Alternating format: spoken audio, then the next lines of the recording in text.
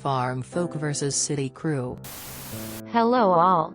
My nieces and nephews have decided I, as the cool auntie, must master this thing called Reddit with stories of my youth. I hope you all enjoy seeing the story written out as much as they've enjoyed hearing it over the years. To start this story, I need to explain a bit about where it happened. My grandfather owned a 150-acre plus forest campground property with over a dozen buildings on the property. These buildings ranged from the common rooms, ceremony hall, barn, 18 different cabins and a few other buildings one might find on the beautiful campground. This was used as a venue for all sorts of company retreats, wedding events, camps or getaways. Anytime a camp was run that was used horses, my grandpa enlisted the help of the grandkids. He had gotten his fill of screaming and shouting kids or excitedly shrieking women or men who thought they knew best when it came to horses by the time I came along. One event happened when I was about 11 years old. I was helping out with the Girl Scouts guided tour on one of the trail rides when I noticed the smell was wrong in the air. I had us all turn back while the den mother tried to harp on about how I was cutting their trail short. I lied and said one of the horses had a bad limp and we needed to turn back right away. All of the girls were worried about the horse in question and the rider offered to walk next to her horse all the way back. I said he'd be okay but we needed to turn back now. Well, when we made it out of the thick forest trail, where the trees weren't blocking us in, we could see what made me and the horses so uneasy: smoke. Loads of smoke was coming up the mountain. The worst place for a fire to be is under you on the mountain. I knew the property. I'd grown up riding and climbing all over it. I ordered everyone to give their horse their head and let them bolt back to the barn. The barn had a large open arena that was just plain dirt. It would last until we could get them down to the fire station. I let everyone ride hard past me. These girls were barely clinging to their horses and I was worried that someone might fall off if I was completely honest. Well, we made it back to the arena without any real issues. A lot of the girls were crying. One of my older brothers assured us that everything was all right and told the girls they would be earning a few extra badges today. They'd sign off on them and everything, which got the girls to brighten up a lot. Now, the fire hadn't spread too far onto Grandpa's property just yet. I knew of the large water tanks. Had to join in cleaning them before. But I never understood how exceptional the water tanks really were. That day I got to see my grandpa's water storage almost choke an entire forest fire. The 5 small tanks, 30,000 gallons, were accessed at key spots with the fire department. The 3 medium tanks, 65,000 gallons, were put onto a sprinkler system that absolutely soaked everything on the property, turning it to a thick mud. Even the gravel and cement pathways were covered in mud. However, the 2 large tanks, 120,000 gallons, were being used with the firefighting helicopters. To a child, it felt like you were in the middle of the war zone. I was scared as I tried to keep the Girl Scouts and the horses calm when the firecopters flew overhead to refill at the main large one. By the end of it, the fire was out. The Girl Scouts got 5 badges ranging from fire safety to leadership and everyone was safe. The cleanup for the fire took 2 weeks. A lot of pressure washing and a lot of backbreaking labor. Now, onto the main reason I'm here. To tell the story of petty revenge. On Grandpa's property there were beautiful trails. A gorgeous vista that had almost no light pollution and plenty of reasons to hike, explore and book us for events.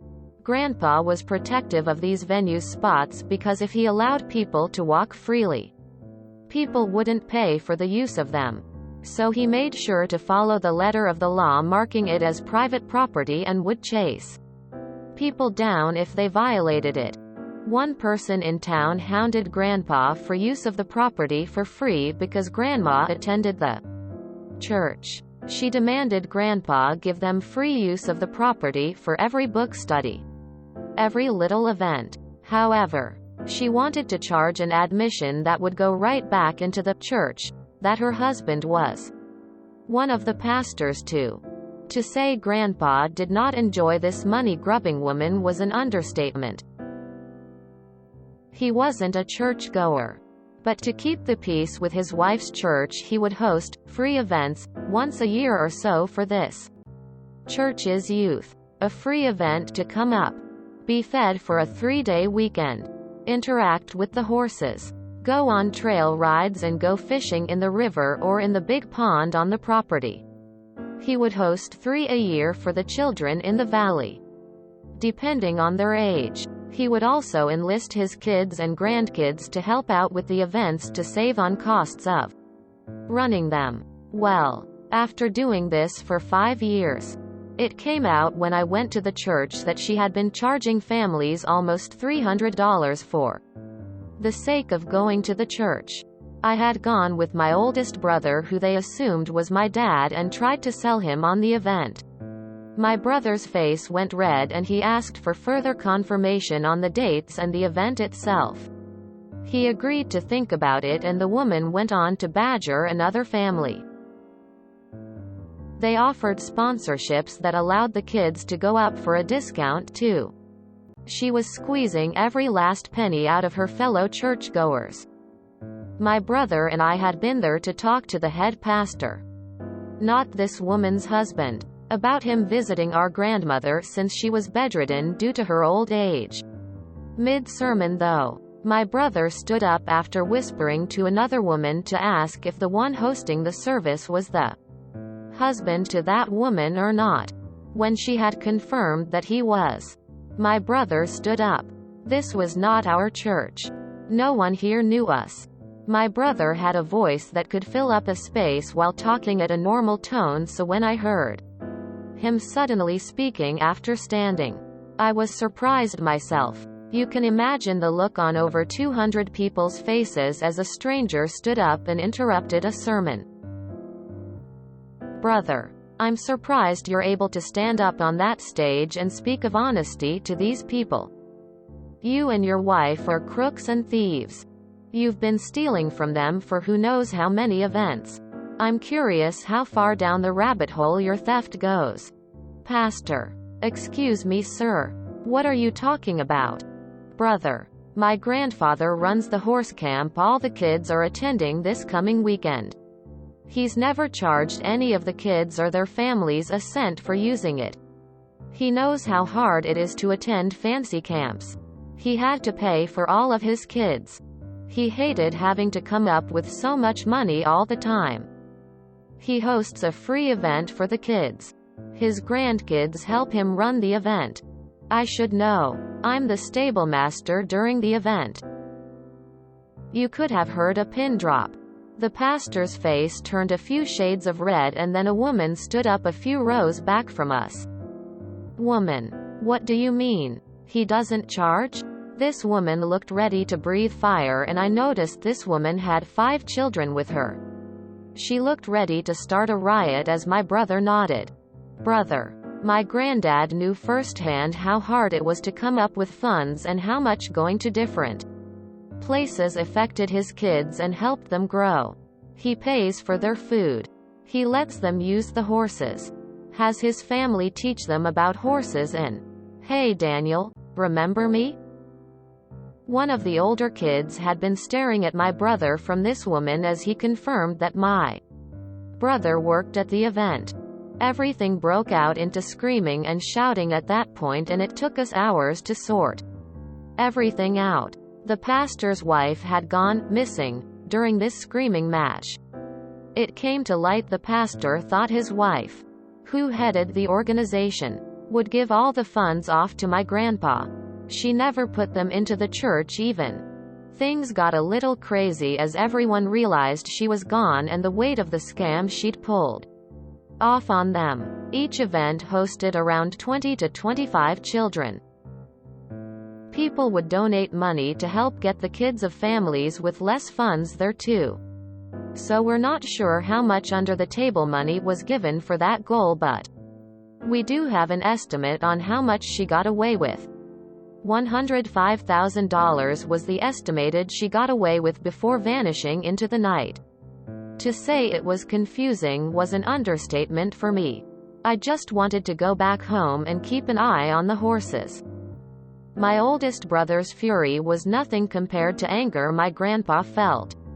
He was so angry about all of it and only allowed the head pastor to come up and visit his wife.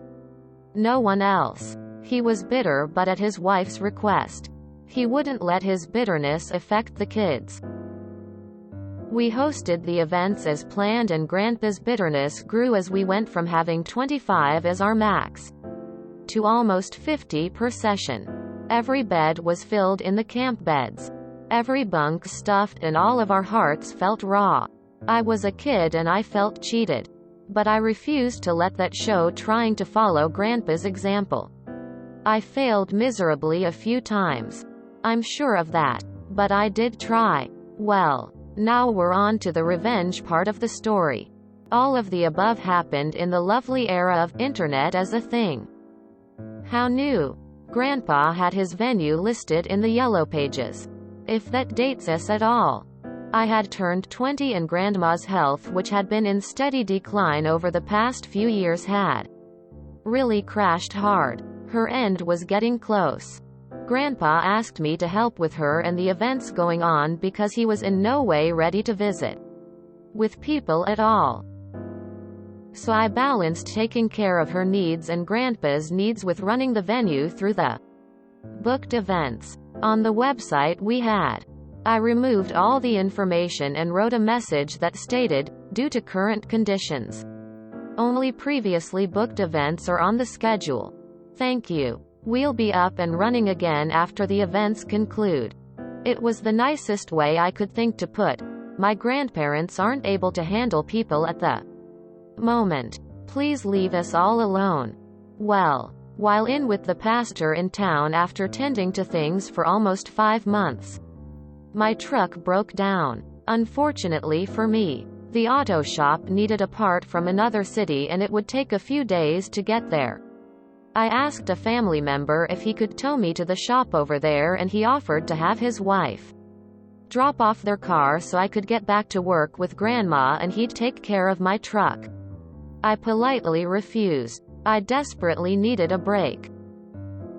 Even just a ride to another town 30 minutes away would get me away from the suffocating feeling. With them, they agreed and took me over to get my truck fixed. Now, the shop owner said it would be about 3 hours to fix it and I could wander around town. I told my family member I was good. He could head out and I'd call if I needed more help. He gave me a hug and told the auto shop he'd pay for the repair. I needed a break and I appreciated that. Family helps family is our family creed. So I got to wander around a town I never really got to, trying to find a good place to get some food for lunch. When I made it to a restaurant, I noticed a very well-made flyer in a window.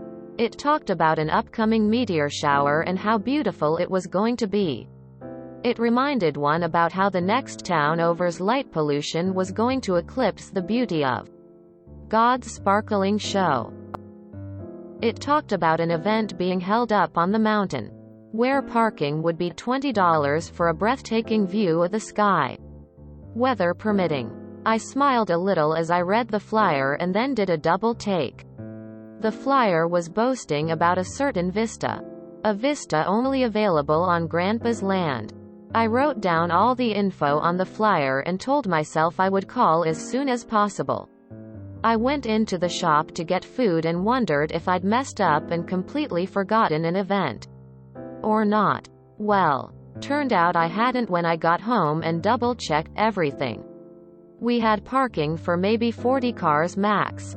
So I was curious where the cars would be parked. I decided to call with an out-of-state cell phone, thanks to an uncle and aunt who were visiting Grandma when I got back with my truck. Host. Hi. How can I help you? Me. Hi. I found your flyer. Oh my gosh, it sounds like so much fun.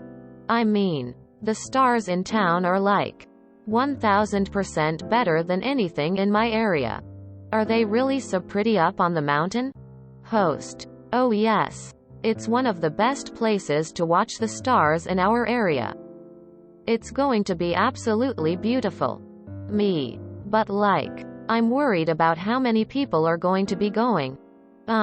Like, parking us. My car's not going to like, I don't know, end up with dirt on it, is it? Host. Oh. No worries about that. We have premium parking for $40, but the $20 is parking in a pasture. Me. The entrance fee is by car.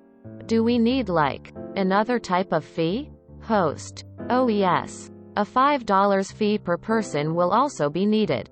Make sure to bring cash for parking and your entrance fees. We'll have food carts too.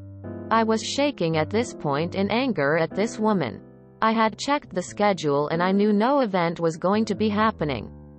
The campground had been abandoned a bit. All of the horses moved to my cousin's place at the base of the mountain and I was taken care of.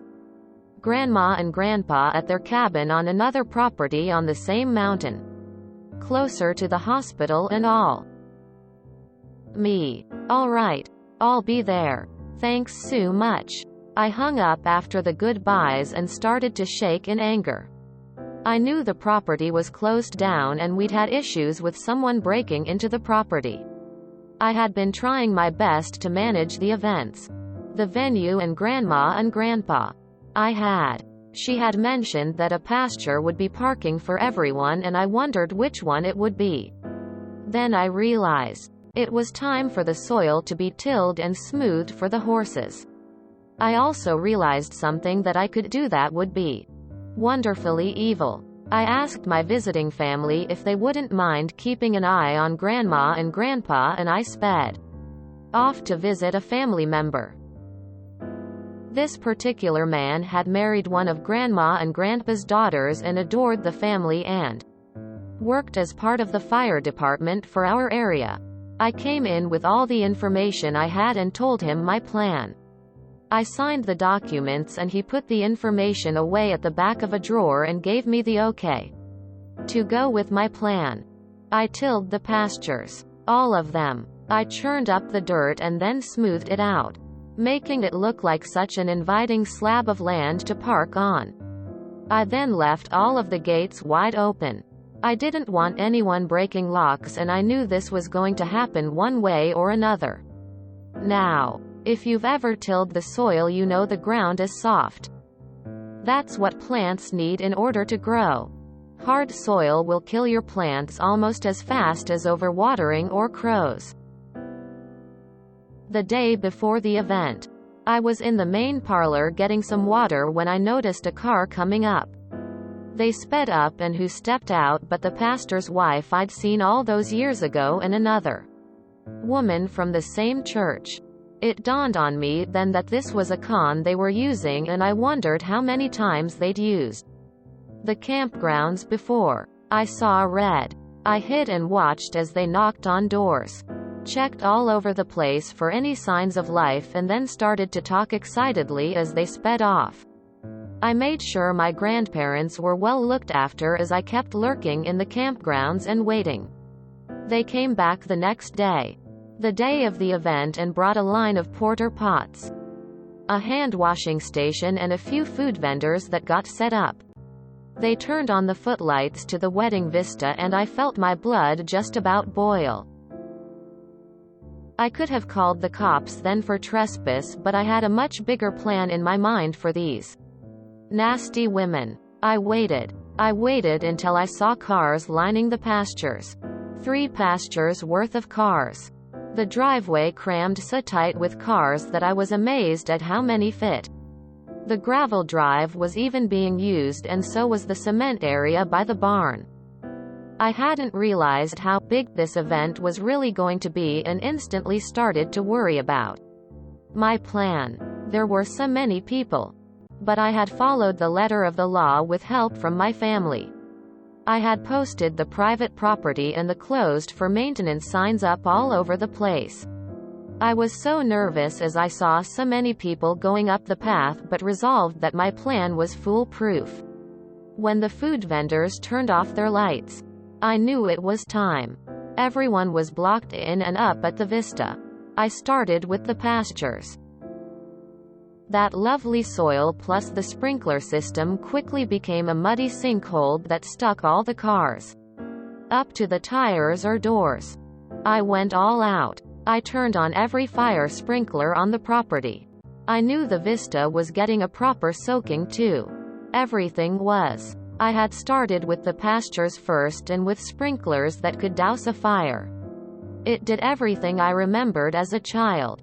It flooded the pastures. It made the driveways impassable. It washed out part of the road for anything other than off-roading trucks or vehicles. With over 100 cars in the pastures, I was gleeful as I heard people coming down the path. I shut off the sprinklers after 10 minutes while everyone tried to figure out what was going on. People were calling the police, emergency services, screaming and confusion everywhere. The two women's car I had taken great delight in letting the air out of the tires and adding extra water under. The car was sunk pretty deep. Well, my work was done. I hiked out and down the hill and left to go back into town. The police made it up by the time I'd already gotten back to Grandma and Grandpa's place. I was found there and family vouched that I had been there the entire night when the police showed up. I explained to the police I wouldn't be caught up on the campground tonight. Especially not with a fire safety test going on. We were to test the water tank's pressure by running them on an automatic timer for 10 minutes and them measuring the water missing from the tanks in a few days when things settled and were passable. They wanted to know about the event and we said we weren't hosting any events at all. Why would we when we'd told the police department almost a month prior? The campground was closed until further notice. The two women who had hosted the event were caught and charged with trespass and a whole mess of other things including reckless endangerment. The firemen produced the permit to test the fire tanks.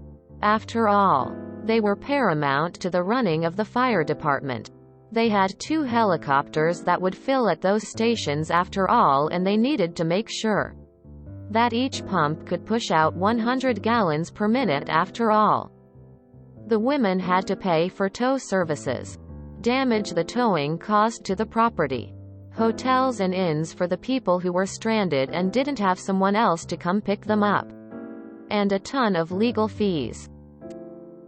The woman from the church had been wanted for her previous crimes and had been living at this woman's house, helping her to run similar scams all over the country by using out-of-season abandoned properties for their scams. I don't have too much information on the end of it all, because unfortunately at the time it was wrapping up, Grandma passed away. I do know that all profits from the scams had been sunk into fixing the damages and repaying for the crimes. It cost a lot to dig out the cars that got stuck in the mud.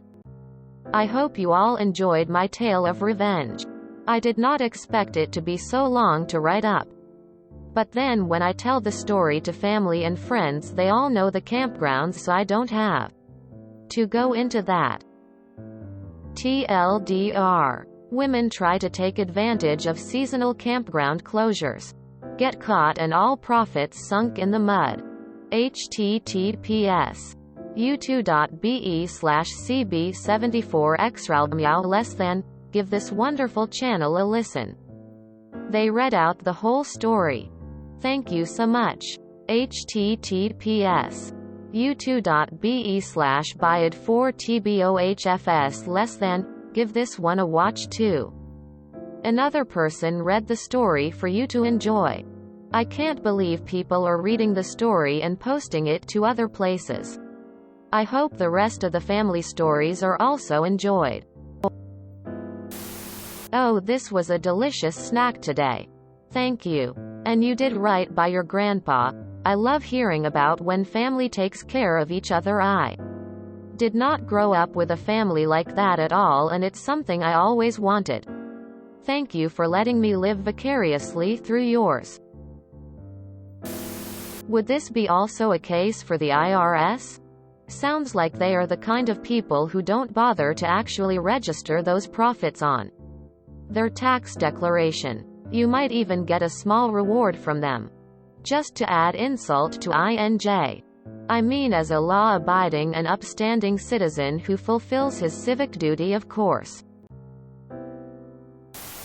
What a wonderful story, and perfect for /r/ProRevenge. Thanks for sharing it. I loved this story. I was so enraptured that I didn't even notice the length. Your writing style is wonderful. Thanks for sharing. Great story. I hope you continue to share more of these. I needed this read. I grew up going to camps like your grandparents, and if I ever caught someone abusing a camp like that, I would have gone on a rampage of mischief. So well planned, executed, and recounted. Thank you for your good nature. Oh, this was a good one. And you're a very talented writer. I could perfectly picture every part of it. So beautiful. Especially the production of the permit filed with the fire department with the notice given to the police department a month prior. That was worth every second it took to read Smile with Horns, Smile with Horns, Smile with Horns. Yeah, this was deliciously long. But I loved it. Great read. Please share your other stories too.